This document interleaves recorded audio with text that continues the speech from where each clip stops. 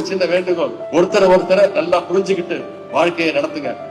உங்களுடைய உரிமைகளை நிலைநாட்ட வேண்டிய இடத்துல நிலைநாட்டிக்கோங்க. எங்கெல்லாம் விட்டு கொடுக்கணுமோ அங்க விட்டு கொடுங்க.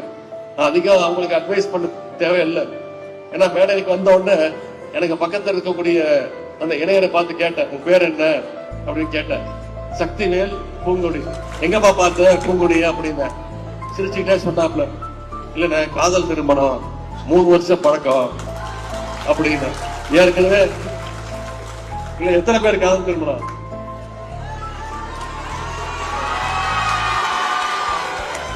கூடுதல் மகிழ்ச்சி. ஏன்னா நானும் காதல் திருமணம் தான். திருமணத்துக்கு முன்னாடி காதல் பண்ணியாச்சு. இப்ப திருமணத்துக்கு அப்புறம் அந்த காதல் தொடர வேண்டும். வந்தவர்களுக்குரிய அனைத்து இளைஞர்களுக்கும் நம்ம சார்பாக வாழ்த்துக்களை தெரிவிச்சு, அவங்களுக்கு எல்லாம் ஒரே ஒரு வேண்டுகோள், திருமணத்திற்கு பிறகு உங்களுக்கு பிறக்கக்கூடிய குழந்தை, அது ஆண் குழந்தையாக இருந்தாலும் சரி, பெண் குழந்தையாக இருந்தாலும் சரி, அழகான ஒரு தமிழ் பெயரை நீங்க உங்க குழந்தைக்கு சூட்ட வேண்டும் என்று கூறிக்கொண்டு